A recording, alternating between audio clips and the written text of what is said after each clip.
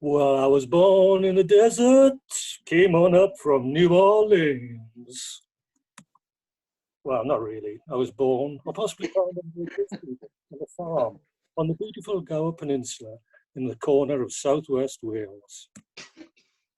I don't know how hard life was on that farm, but pretty soon afterwards, my family moved to an altogether less picturesque location, in the shadows of the Poor Talbot Steelworks, where my father worked as a furnace man. Sorry.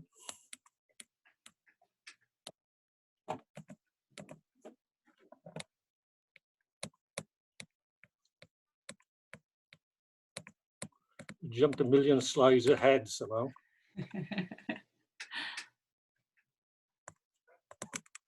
Just bear with me a sec.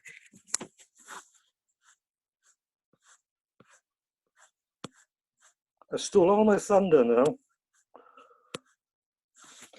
Okay, where my father worked as a furnace man. I'd always had an interest in drawing and painting for as far back as I can remember. My efforts were usually copied from comics, which were at that time busily reliving the exploits of the British Army during the Second World War. This may go some way to explain the graphic influence on my work in later life. I also spent a lot of time building plastic construction kits, again, usually World War II aircraft, although that came to a sudden end with the Fairey Swordfish torpedo bomber, which really was my downfall. I could never get that top wing to stay in place for very long, and as a result, it spent its war languishing glue-stained in a cupboard, never to participate in the great bedroom fly-past display. Nevertheless, all seemed to be pointing to a career in commercial art. In my village, this was the only conceivable reason why anyone should ever want to attend an art college. That was until I went to senior school and on to 2 art colleges. Unfortunately, none of these institutions were very interested in teaching skill-based techniques at the time. So in 1974, I found myself in front of an art class in a school in the Lake District, knowing not a whole lot more about art than the pupils sat before me.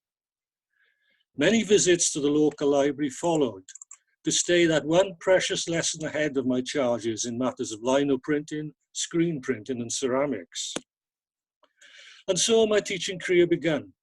I can empathize with comments Jill Howitt made last week regarding how teaching hijacks your creative energies.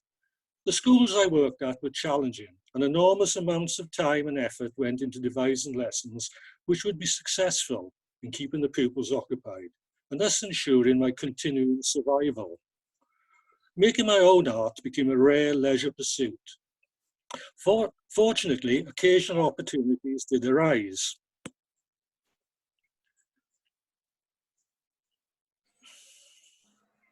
To motivate me to break out of the cycle and produce my own work. Such an occasion being in 1975, when the late Leslie Dunn, the then curator of Howells Ferrens Art Gallery, organised an exhibition of envelope art, in which contributors created art envelopes, which were sent to the gallery via the GPO. Throughout my teaching career, the Ferrens continued to provide a creative stimulus, forcing me to buckle down to produce at least one piece of work annually for what was then known as the Winter Exhibition, with varying degrees of success. Oh, that walk of shame that was a collection of rejected work. About 15 years ago, I stopped teaching and became an art technician. This change of career enabled me to produce my first significantly sized sculpture since my time at art college. Back then, several of the pieces had featured found objects which resonated with me in a comic or an ironic way. I gathered from a tutorial at the time that it belonged to the poetic wing of conceptualism. Omaggio Troutman came about after I discovered a cello body along with its detached neck at the back of a store cupboard in the school. I couldn't begin to think how this accident had come about, but it was clear that the evidence had been very carefully disposed of. It almost immediately took me back to my childhood, and the folklore story of Bert Trautmann, OBE, came to mind. Trautmann, an ex-World War II German paratrooper, had famously played on with a broken neck in goal for Manchester City in the 1956 FA Cup final, making a significant contribution to his team's ultimate victory. The cello became the ideal vehicle to celebrate the man's incredible life story. Following a staff restructuring exercise, I was made redundant in 2010 and envisaged Your Car's the Star as being my meal ticket to a prosperous retirement from education. In the final weeks of work, whilst painting a stage-set car for a school production of Bugsy Malone, I experienced a light bulb moment. And I had the idea that there was a definite gap in the market for painters of classic cars, which the owners of such vehicles would pay handsomely for. I created an atelier in the back garden shed and set about creating a body of work to impress the eager punters with. It took just one ill-fated visit to an actual classic car show to discover that the average classic car owner was definitely not in the market for spending a couple of £100 on a painting of their pride and joy. So, tooled up with time and a studio of sorts, I began thinking about art of my own choosing.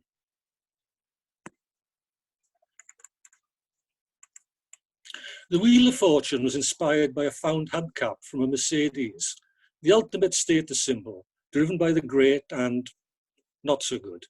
It exposed the narrow dividing line between business and criminality. It became the spinning predictor of fortune on a Monopoly-styled backboard. I continued dipping in and out of ideas, but wanted to get my teeth into something more substantial, which I might be able to explore more fully like a proper artist. It wasn't long in coming. During a stay at Courcils-sur-Mer in Normandy, I came across a relic on the seafront from the town's day of being on the front line of the D-Day landings at the Juno beachhead. It was a light anti-aircraft gun.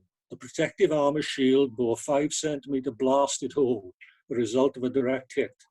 I was struck how this recorded an exact split second in time, and pretty clearly, the end of the unfortunate gunner's life. I was fascinated by the contrast between the painstaking, lengthy and ordered process of the gun's design and manufacture and its near instantaneous abstract disfigurement. Two forms of human activity were on show, which hark back to the Wheel of Fortune. It was a record of a human presence. The ultimate Kilroy was here, with the emphasis on the kill. This led to a series of paintings, which are still occasionally ongoing, based on targets and road signs, where I attempt to contrast the extremes of human behaviour as order versus chaos. A road sign designed to create safety and order, peppered with shotgun pellets, the human condition in a nutshell.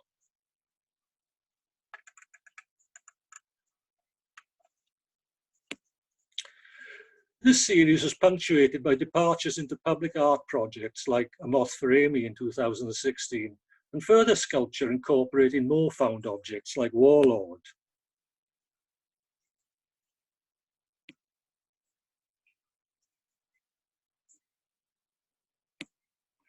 My partner Julia's membership of Kingston Art Group provided valuable opportunities to interact with practicing artists and exhibit on an individual basis and as an associate member, and even as part of a family via our Family Matters exhibition in 2016.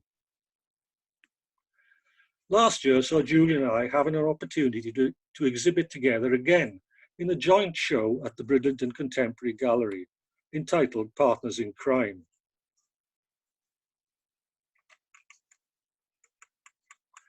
This presented something of an art holiday for me, as we had decided that all of the specially produced work should in some way reflect the exhibition's title.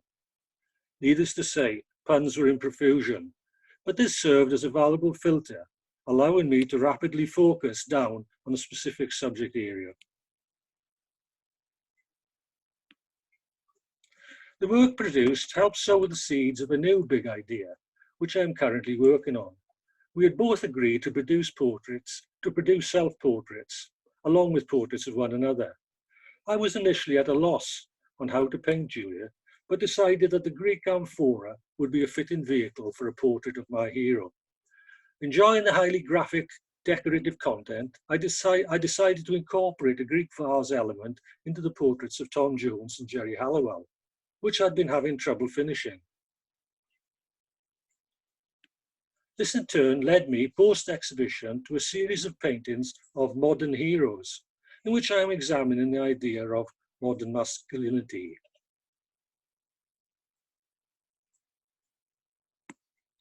And so on to photography. I have always been interested in the medium from the days of my first camera, probably the first one in our household, a Kodak Color Snap 35, a reward for passing 11 plus. I did eventually, after much nagging, get a bike. Having two close friends who went on to undertake photography degrees, I was all too aware of its potential for the expression of ideas, despite the then hit and miss possibilities caused by a lack of means of preview, unsophisticated equipment, and the chemist-controlled development system.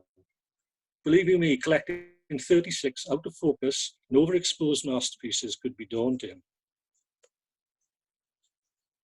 But back in the early days of the 21st century, I had an epiphany. Coinciding with the advent of digital photography, I discovered Photoshop, and that opened up a whole new ballgame.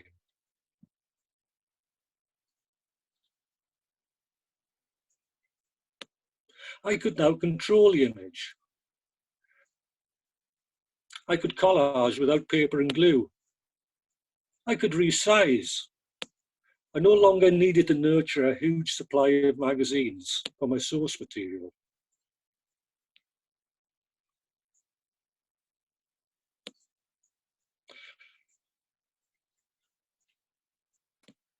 It was little wonder that this facilitated a fairly lengthy collaboration between myself and another Lockdown Still Lifes contributor, David Bales, in which we conceived of and exchanged homemade postcards over quite a few years, celebrating our imagined urban myths surrounding the city of Hull.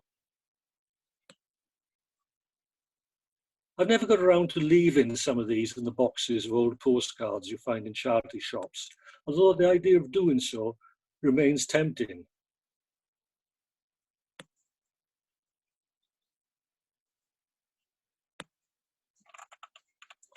Parallel to this, I was also busy producing personalised greeting cards for my friends and for my family. I'd always found the standard of shop bought cards to be somewhat lacking, and had been making my own for quite a long time, particularly for people who I felt deserved them. An example being Peter Coates from East Hull, who is the epitome of the romantic image of an artist, and well deserves to stand in Gustave Courbet's shoes. I must mention the Klaus Molyneux painting here. It's possibly my favourite painting in the Ferrens collection, an ideal for a Christmas card. It immediately summons up memories of winter and shelter from the storm. My then car is superimposed over the horse-drawn sledge, which is trudging wearily towards the comfort and sanctuary of the distant building, now bedecked with Christmas lights.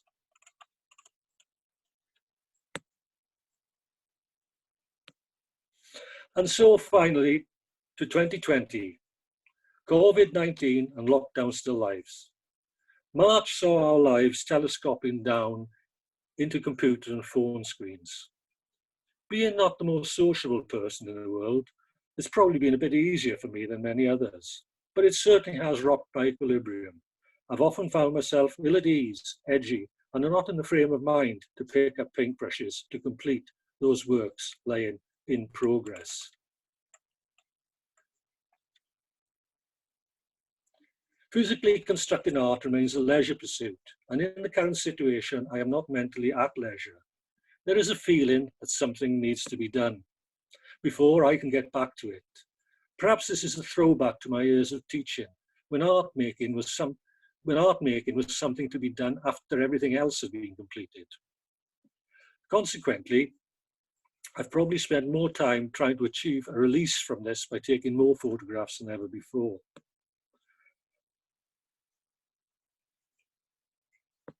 I believe creativity to be an essential part of a balanced human experience, and inevitably, as in previous dark days, it'll always find an outlet. Lockdown Still Lives has provided that valuable outlet for me, and an environment in which the audience and performer are interchangeable.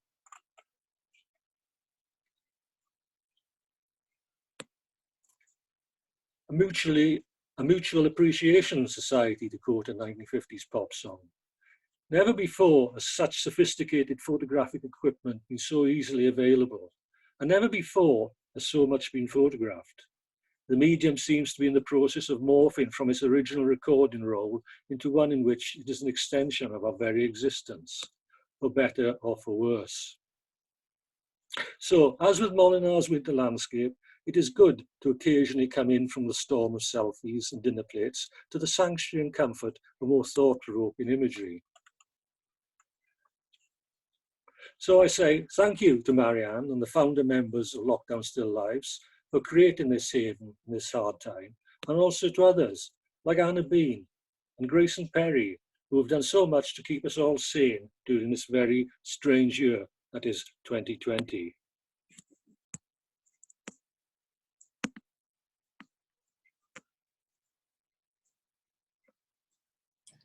Oh, that was wonderful, Roger. Thank you so much for that beautiful journey you've just taken us on. And yeah, it's so much to think about. For me, a lot of inspiration here, a lot of thought, and a lot of work I hadn't seen, I hadn't heard about. So I would like to open up, to everybody else to kind of share your thoughts of what you've just seen and what you've just heard. So sorry, I'm just messing. If I've muted a lot of people to ensure the really good sound. So just unmute yourself if you would like to say something.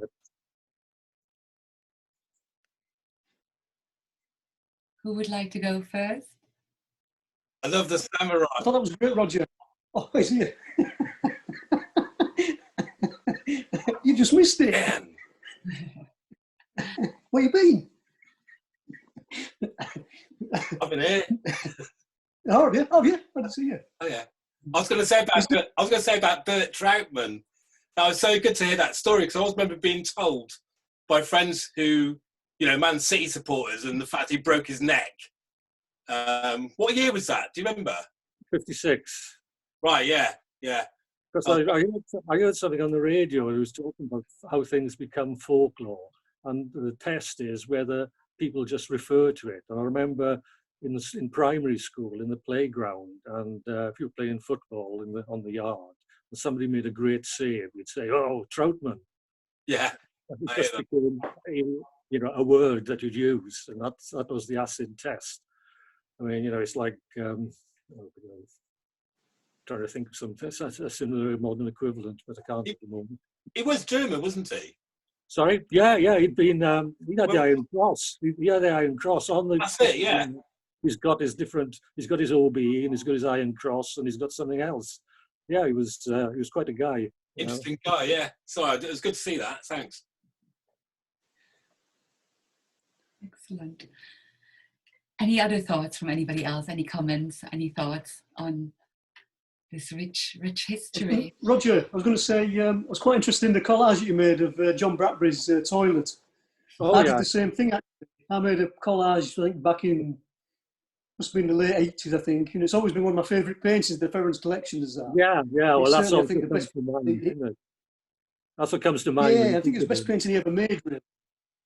Yeah, I mean, I was watching an auction yesterday. You can still buy his work for, less than £1,000, maybe £500 to £1,000 for a painting.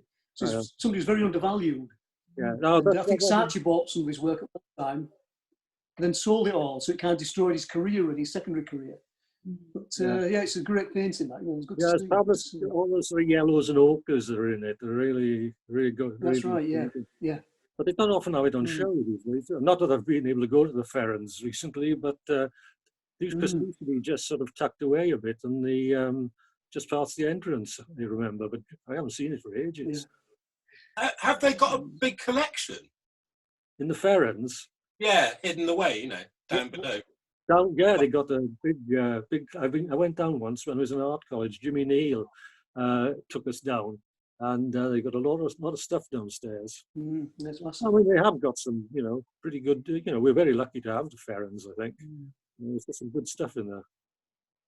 Roger, I loved your collaboration with David Bales, and those postcards are amazing. And if you are thinking about selling them in shops, I think you definitely should. I would definitely. I think there might be a few copyright issues with the with the images I've used. So I can leave a few out. As I say, if I've got a full set, if you want. Okay.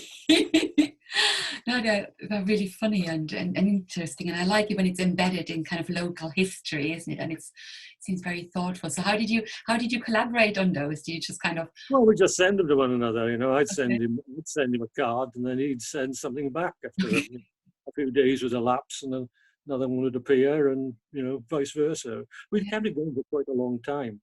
Okay. I mean, these are always a bit more political than mine, I think. That's good. So are you still doing it at the moment? It could be that could be. No.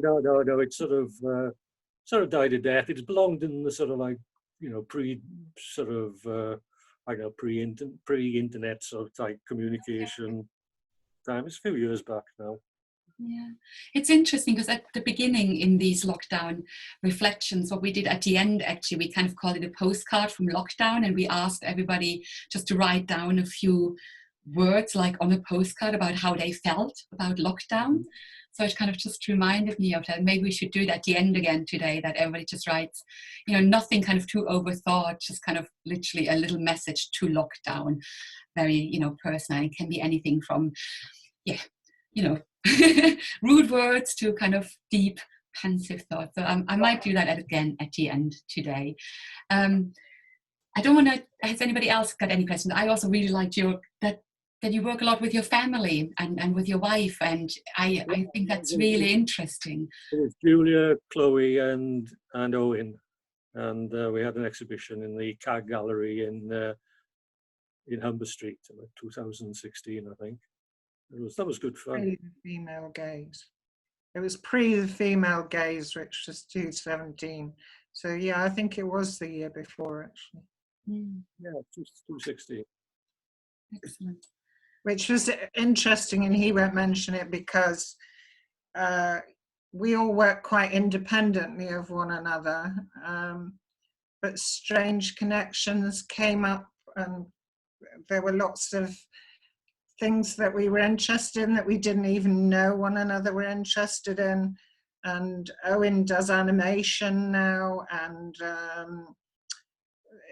that sort of thing that Roger does, but he's also very interested in mythologies, and so we have these things that some of us like and some of us don't like, and Chloe's things, which you probably know because she used to work, her things tend to be very unusual, surrealistic things, but then I started to see we all use a bit of appropriation. He called it stealing.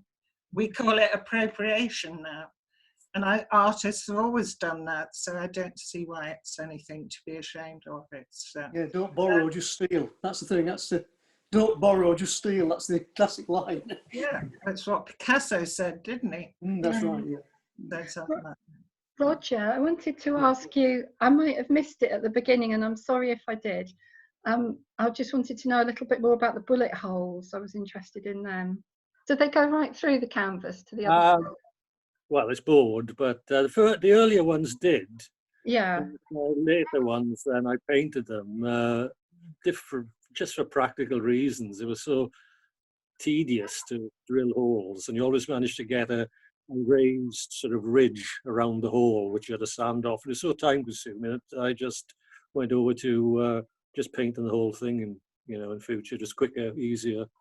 Yeah, it made me think of Julia's front and back, like of her. All right, yeah. Like it was a passage through to the other side, and also, of course, it reminded me of loads of things, but Duchamp and Richard Hamilton, and I suppose any of those artists that use spots.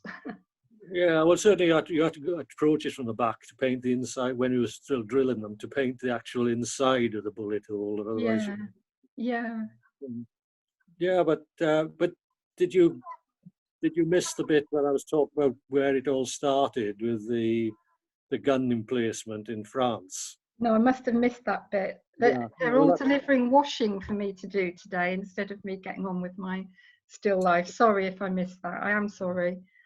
Well, that sort of explained it. It was just Yeah, like yeah. sort of idea of a moment in time, and also the contrast between order and chaos with the road signs. Where, as I said Yeah. before, the road sign is, trying to create order and ensure safety, and then the sort of thing peppered with bullet holes or shotgun pellets represents a sort of more anarchistic side, Yeah. a destructive side of human nature. I think, Yeah. Roger, that's a great example of where something very aggressive or very negative can actually add to the power of art, really. Yeah.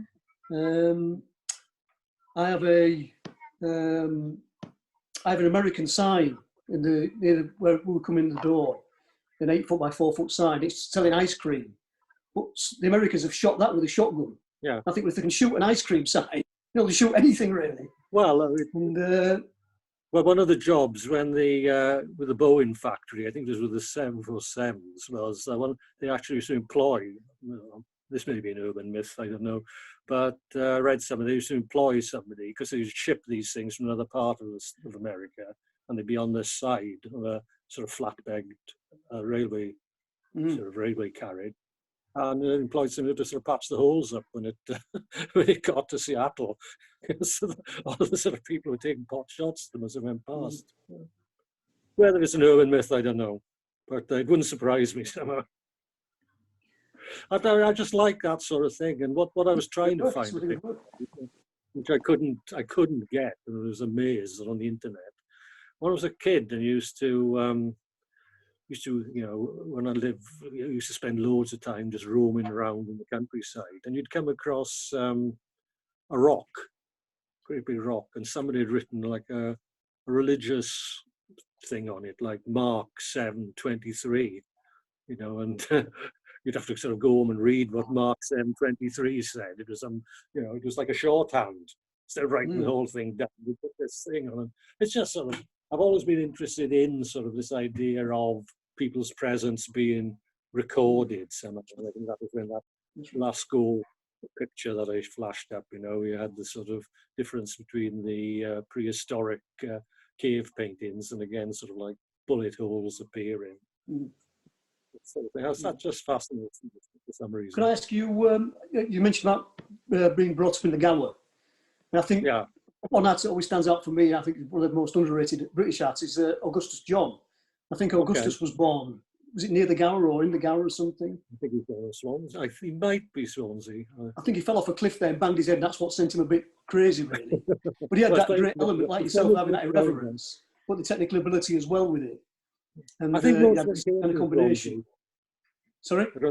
I think most of them came from Swansea. I think there's something in the water. It's like Butch Albert and Richard Burton, Anthony Hopkins, and Martin Sheen. Dylan Thomas. I've been indoctrinated with Dylan Thomas. Interesting. Great. Excellent. Well, Roger, as well as you know, as part of the lockdown reflections, kind of, I ask every artist, every contributor, kind of the same 4 questions, and it's been interesting to see how this has developed over the last however many months since March. So the first question, you partly answered this as well, and I kind of combined the two together, is kind of, what inspired you to join the group, and what did you most enjoy about being part of the group? And I know you've already reflected about this in your talk, but just maybe again for the record in your... Well, I think it's just having the sort of opportunity to connect with people. There's so much, I'll say, social media. There's so much to sift through.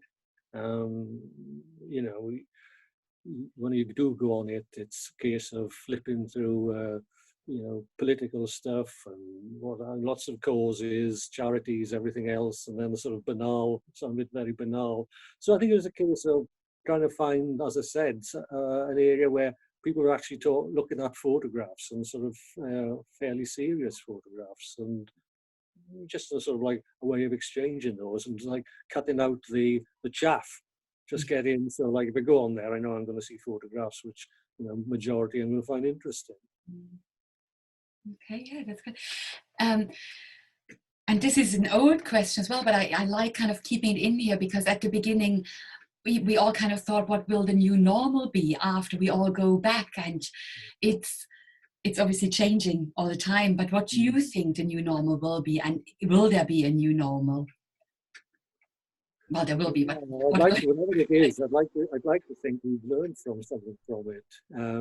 You know, how we live our lives, whatever the new normal is, because you know, this hasn't just happened. It's happened for a reason. You know, and it's you know, the way we've treated the planet, the way our excessive lifestyles.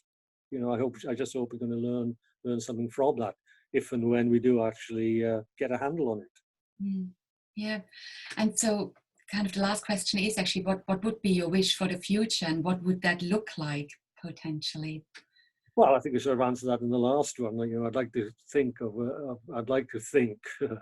that, you know, we're going to have a more caring world, basically, a world which actually tries to take the situation we're in a lot more seriously, and what we're doing to the planet, and how we're abusing it. Yeah. You know, and actually starts to try and put right some of these things, because it's just carrying on, and in fact probably getting worse. You know, we get all the right noises being made, but you know, things don't seem to be getting any better. Some days it's very, very depressing, you know. So what action do you actually think, and especially I think there's been a lot of discussion and debate around, you know, the artistic community, you know, the value of culture and how much it actually brings to the country. What action do you think, you know, can, for example, artists do, and especially, you know, somebody with so much history and experience and knowledge? Is there something that we can do? And in some of our previous conversations in this group, we kind of talk quite a lot about, you know, the grassroots and the community and how these have come together. So do you think there is an opportunity for artists to kind of really influence? Well, again, it's part of like a bigger picture. I think, you know, I think if in some way you could dismantle this sort of elitist sort of thing where art is linked with a sort of capitalist money-making system, you know, that would be good. And you know, again, things like this group go some way towards that. We're not doing it for money. We're not trying to sell things. We're not peddling things. We're just sharing ideas. And I think, you know, seeing art not as some sort of part of the sort of financial industry, but actually as a process which is open to everybody and everybody can do. Yeah. And one thing I have myself on a personal level I've noticed is that I really ask myself, I don't need a lot of the stuff that I get. You know, if I'm going to actually make something, I can usually find something in my shed. I don't have to go out and buy a new piece of wood to do it. It's easy way around it. And that's really come home, because being of a certain age, I try to avoid going to shops as much as possible. And you know, like wood yards and things like that. I just haven't been to them. I've just managed. I've either changed what I'm going to do or how I do it, or I've adapted, you know, what I've already got. And you know, a lot of levels in my life at the moment. Actually, I just thought of another question that I find interesting, because you taught art in Brandsome and Orchard Park, and I'm just thinking again about that kind of transformative power of art, and kind of especially teaching in those places. Did you have some, you know, of those transformative moments where you really felt you kind of made a difference to, you know, young people's lives in those areas? I don't know. It's hard to say. I mean, you know, I mean, I can think of a few people who did very well in the sort of like the art area, but not necessarily as a result of my teaching. Possibly, you know, as one of my colleagues. But no, I mean, all I could judge it at is like I've lived in Hull for 40 odd years, and we've encountered, you know, pupils either have left or they left the school. I can't only think of one instance where one was ever rude to me. So, you know, I think that says something. You know, that they enjoyed the lessons and perhaps got something out of it. Yeah, I mean, that's incredible, I think, actually. Yeah. He is well thought of by both pupils and staff. Yeah. I know of people who used to read through his bin to try and find ideas who told me that. I'm a bit can I just say about what Roger was just saying about the resourcefulness? A lot of people have refound that through lockdown, and just like you say, not being able to go out to the shops and things, and just finding things around them to use, and I think that you know, myself and a lot of other friends that I know, artists that have made really interesting things, you know, from what they found in their houses and things, rather than going out, because people in this sort of consumer society, everybody feels like they need to go out and get things all the time, don't they? And the lockdown just seemed that, you know, it's been a really interesting space for people, for their creativity. I've certainly tried to cut down on what I throw out. I mean, you know, I try to think, is this a way I can use this? Is there something I can do with this? You know, can I make this into something? Hence the toilet seat painting, you know. And that's something which was replaced at the start of lockdown. Where I'm not putting this in the bin or taking it to the tip. I'm going to do something with it. You know, that's the challenge then, you know, what to do with it. But you've always used found objects. Oh, yeah. You've always used found objects. I mean, it's like our learners in the prison make really amazing things. In fact, I've got this with me that is really, really beautiful, and it's made out of bread. It's made out of a loaf of bread. You can see it. Yeah. That looks like something off a Matthew Barney set. Gorgeous! It's gorgeous, isn't it? It's got. Mix it with PVA.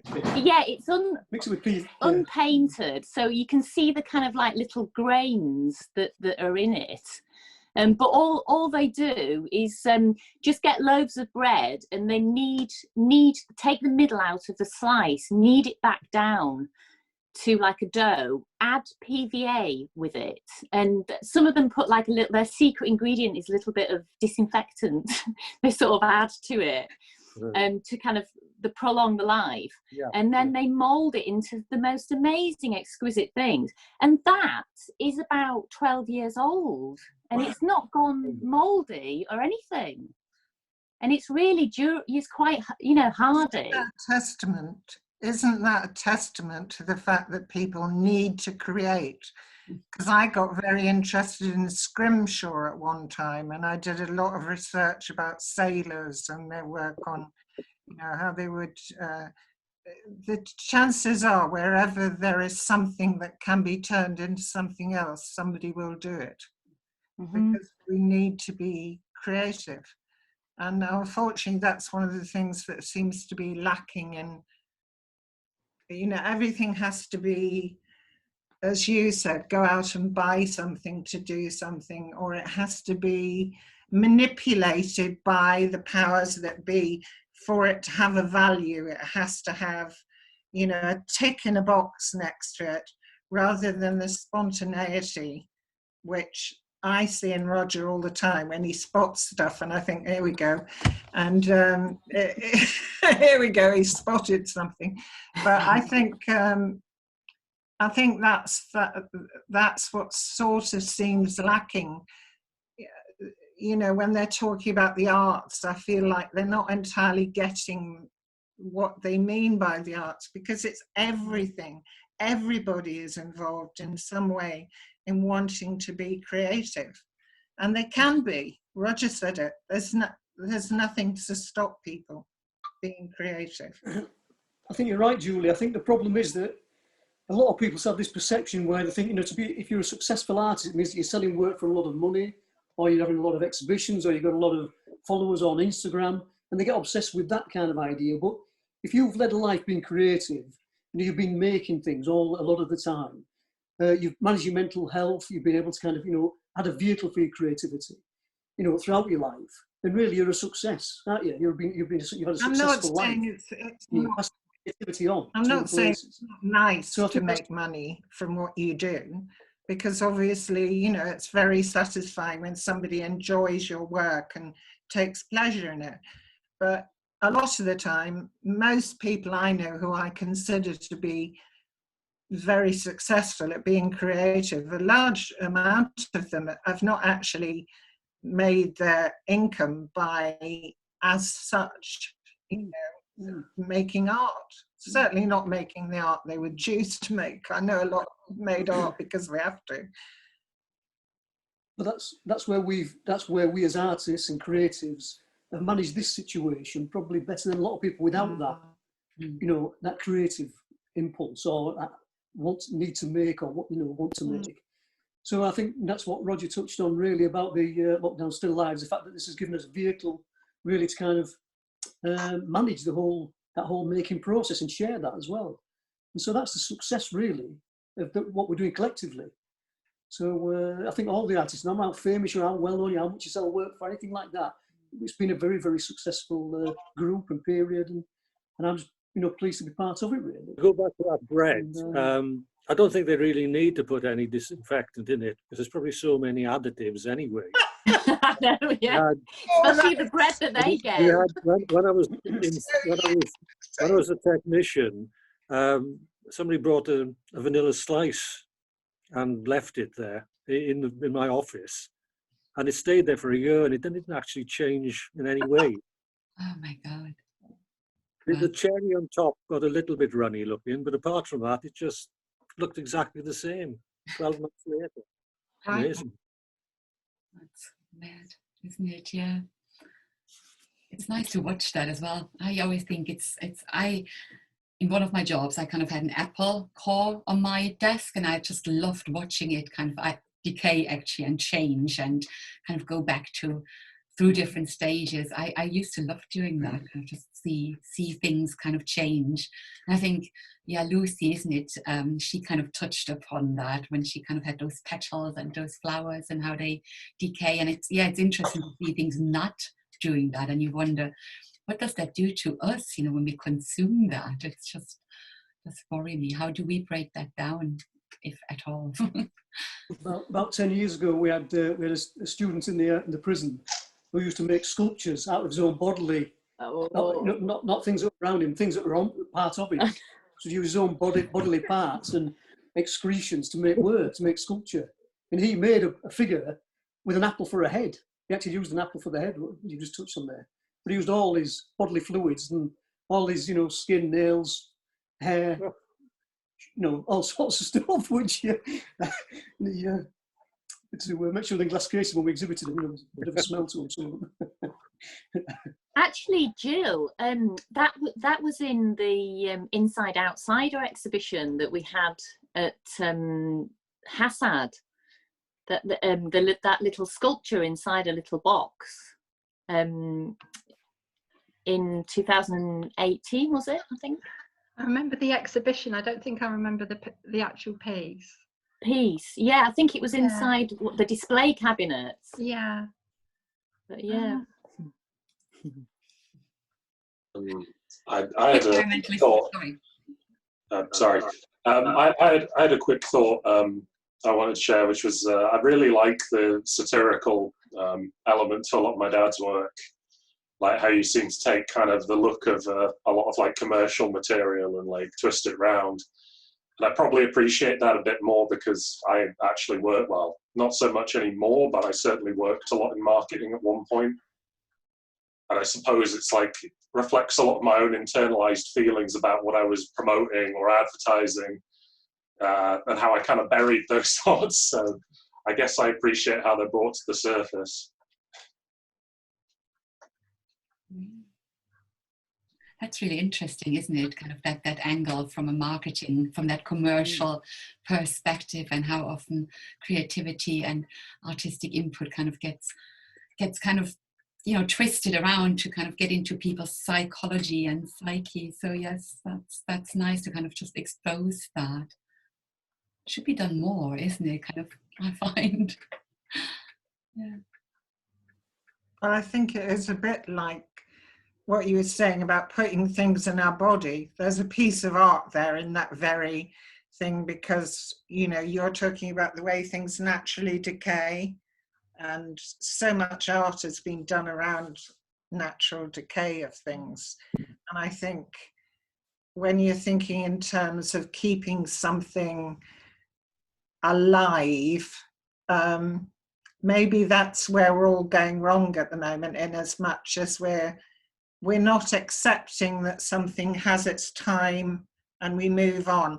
It's something I think Roger and I talk about a lot, because we've got to an age where you think especially in lockdown, we've thought a lot about our parents, the way they dealt with issues, but you do have to accept, and especially seeing my son there, you have to accept things do have to change. But unfortunately, a lot of the time, the things that have changed in my lifetime seem to be, oh, wonderful. You know, I've got washing machines, I've got all these things my mother had to slog through. And now you look back and you think, oh dear, I'm not quite sure whether this has all worked out properly. It's kind of, there's an awful lot of things in our lives which, as Roger said, you start to wonder, do I really need this? Well, you know, it's when supermarkets opened, and Roger and I can remember that, and you thought, oh, this is fantastic. Was it so fantastic as having the corner shops and things? Yes, it allowed us to work more, which is the essential thing, isn't it? We're all supposed to keep our nose to the grindstone, and if we've got plenty of, you know, things to service us. On the other hand, I always felt it was something that was good for women. You see, I thought women had been doing all the servicing up until then. And I thought, oh, this is great, you know. But now we've got things like nappies, you know, in landfill, and, you know, we're constantly having to try and undo what we've done in a way. Yeah. Keep the good things, but lose the bad things. And, you know, with David Attenborough coming up every 5 minutes telling us, you know, things I've got in my cupboard, and I think, oh, I shouldn't have that. But there you go. It's fascinating, isn't it? It's that balance between progress, but then kind of still managing it as a society so that we don't kind of lose ourselves as a society. And I think what you've just said kind of about a lot of the progress, the items that were invented kind of were there to liberate women, and we could go out to work and self-actualize and self-realize, which is all great. But one thing that always worries me at the moment is often this kind of the farming out of kind of childcare, you know, and that we have very little input nowadays in actually raising children. You know, there's so much time that they spend away from families, and I think that's the future. You know, that's kind of something where, you know, we probably had more input in the past. So yeah, it's interesting, isn't it? It's interesting, that balance. Very interesting with children. And the role of women, and kind of valuing certain work and certain activities. You know, I think the role of a mother is absolutely tremendous, but isn't counted in as a society. It has got no value towards GDP, etc., for example. So kind of just that. Well, I think my own grandchildren have benefited from a lot of attention from their parents, where both parents are working. So I've got 2 older children as well as Owen and Claire, and I've got 4 grandchildren. But I have also spent a lot of time thinking and worrying, because I worked in education with small children, about how lockdown is affecting abuse and problems with, you know, because it can't be easy for the parents. I'm not being accusative, but it is, you know, situations are obviously coming to light all the time, and they reckon, you know, domestic abuse has gone through the roof. And there wasn't a lot of help sometimes before all this, before COVID. There was people who struggled to get help. And I think now it's even more relevant. But again, you hope that something will be learnt from this. But Big subjects, and I like this group. We always kind of seem to touch upon some bigger issues and some big questions. So just kind of, I'm looking at the time and we're nearly running out of time. So I just kind of wanted to give everybody a last chance to ask Roger a question, or for Roger to kind of say a few last closing thoughts. So I am going to agree with you as well. I mean, I think I'm talked out by my standards. No, it was truly wonderful to hear your journey and background, and you know, the thought you've put into the presentation. And I very much enjoyed as well you know, the way you described almost that kind of the mental state that we find ourselves in, and you know, not mentally at leisure. It's kind of this really weird conflict, isn't it? That we kind of have all this time, but you're absolutely right. We're not mentally at leisure. There is kind of a weird sense of urgency or unease, and I thought you described that really, really well. But as well, how kind of, for example, focusing on a group and kind of rediscovering your art is helping with that. So, but then sometimes you can't. I think that was that sort of trying to get that balance between, you know, to go back to how, if you would do any sort of creative job as a job, how it sort of takes all the sort of energy away from your own ideas, basically. And you know, unfortunately, most of us are in a situation where we do have to do jobs, and we haven't got private incomes. We can't just, and it takes a lot of courage to decide you're going to be a real artist. I think more people do it now. Like, I mean, when I finished art school, that was just unthinkable. The idea that you were going to sort of try and do it as an artist. Your first thought was, you're going to get a job. And, proper job, isn't it? That's sort of used to say, yeah. I mean, in some ways, I'm glad that's changed, that there are more opportunities. Well, and hopefully there still are. Yeah.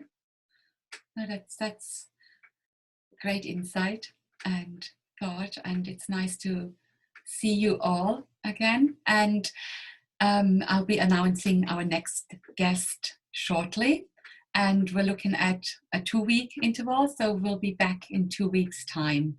And yes, thank you very much for joining. Thank you very much, Roger, for being the guest. And wishing you all a lovely, lovely evening with dark nights now. So, and we all have light. It's nice to see you, Lisa, this time. In very atmospheric light, I must say.